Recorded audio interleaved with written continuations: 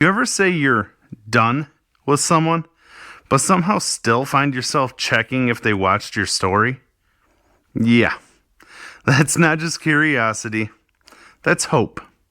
The secret kind.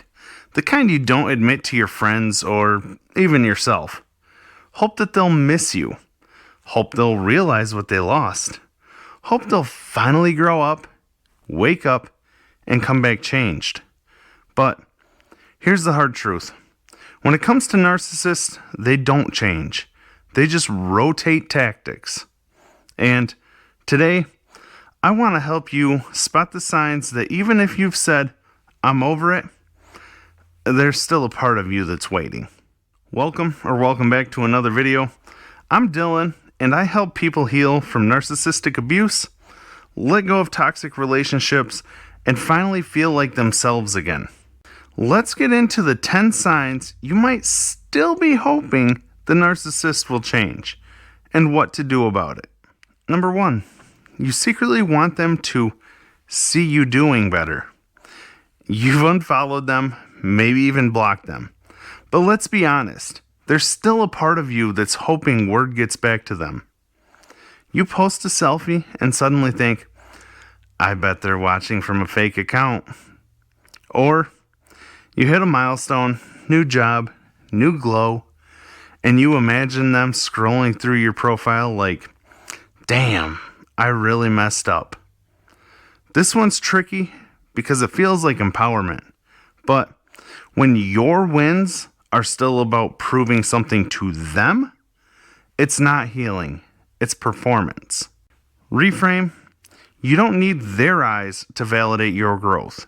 The real flex, healing so quietly, they never see it coming, but you feel it every damn day. Number 2, you're waiting for an apology that feels real. Maybe they've said sorry before, but it always felt hollow. So now you think, maybe one day they'll actually mean it. You imagine the perfect moment. They sit down, eyes full of regret, and say, you were right. I didn't treat you the way you deserved. But narcissists don't do closure. They do control. And the longer you wait for a real apology, the longer they keep power over your peace. Reframe, closure isn't something you get from them. It's something you give yourself when you stop needing them to confirm what you already know. Number 3, you still overanalyze their old behavior. Why did she say that one thing back in August? Was he trying to protect me? Or just gaslighting again? You might think you're just trying to understand, but here's the truth. Replaying old moments is usually a subconscious way to find the good in them, to make it all make sense, so maybe it wasn't that bad. But when you overanalyze dysfunction, you start rewriting history, and suddenly the villain starts looking like a misunderstood anti-hero. Reframe, you don't need to study the footage like a game day review. It was hurtful. That's enough.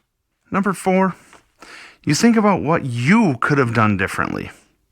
If I had just communicated better. If I had given them more space. If I hadn't reacted like that. This one feels like self-awareness, but it's actually guilt wrapped in hope. Hope that maybe if you had shown up differently, they wouldn't have acted that way. But here's the truth. They chose to mistreat you. You were never the problem. And if you had shown up differently, they just would have changed tactics. Reframe. Healing doesn't mean blaming yourself less. It means stopping the blame altogether. Number 5, you still wonder if they're being better for the next person. The classic. What if they do change, just not for me? You see them posting happy selfies with the new supply. You imagine them being attentive, respectful, romantic, all the things you begged for. But narcissists don't improve with the next person. They just start the idealized phase again, love bombing, masking, and starting the same cycle with someone new. You're not seeing a healed version. You're seeing a rerun in better lighting. Reframe. If someone can't treat everyone well, including you, it's not growth. It's manipulation on a loop. Number 6, you still compare new people to them. Even if you're dating again, you find yourself thinking, she's great, but she's not as charming as she was. She listens, but it's not exciting like it used to be. That excitement, that was chaos. And that charm, that was a strategy. Narcissists give you extreme highs and extreme lows. And that creates an addiction, not a connection. Reframe. Stability might feel boring at first, but boring never made you question your worth or cry yourself to sleep. Boring is safe, and safe is what love is supposed to be.